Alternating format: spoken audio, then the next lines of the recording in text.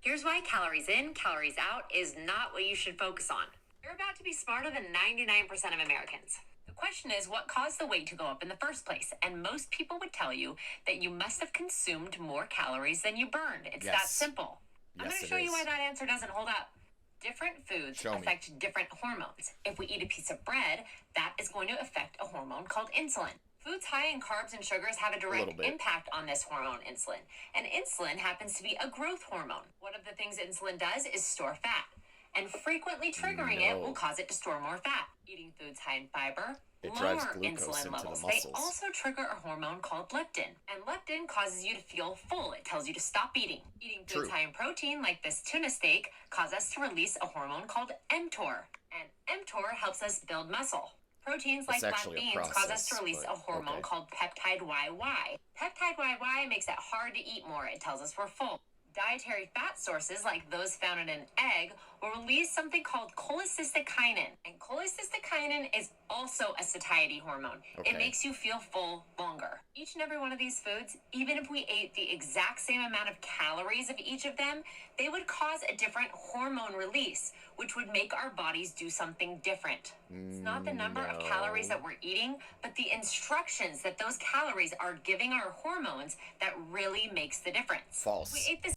So yes, all of those hormones, all of those processes that occur when you eat, they do matter, and they're going to affect how you feel.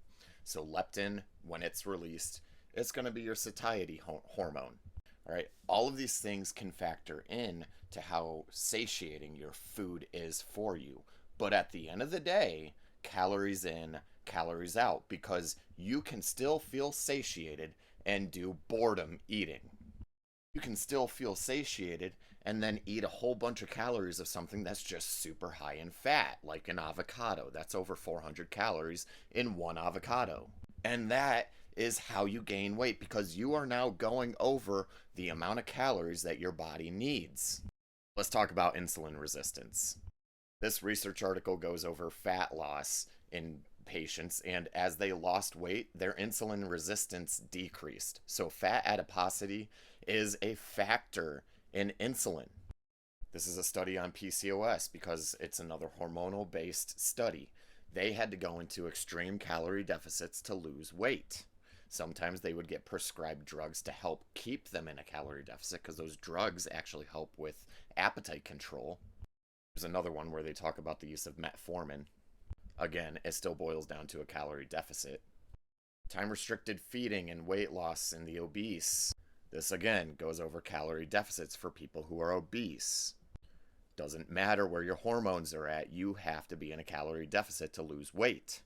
And here we directly look at insulin resistance. As people lose weight, their insulin resistance decreases. In a lot of these studies, we would also see them controlling carbohydrates, but they were in calorie deficits. So a control of carbohydrates and being in a calorie deficit was the answer, the calorie deficit being the key factor. I also looked at a few studies on insulin resistance using keto diet, and it still boiled down to weight loss was the factor that caused the insulin resistance decrease. Let's go back to this and see what she does at the end of her video. That's high in protein and dietary fat. It has the exact same calories as this donut, but the message that it gives our hormones is going to be totally different. Proteins and fats cause us to feel full and satisfied much longer, whereas refined carbohydrates and sugars give us a huge insulin spike, store away fat, and we feel hungry again shortly thereafter. That's called self-control. You can still enjoy your favorite carbohydrates and not have the negative impact on your hormones. If you simply start each of your meals with something high in fiber, this will help you control the insulin from any carbohydrates that you eat to follow.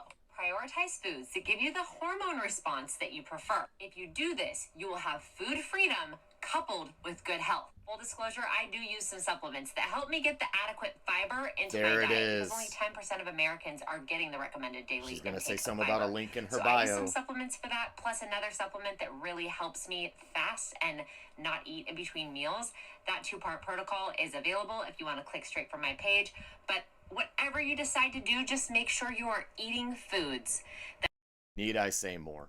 The link in bio. It was a sale.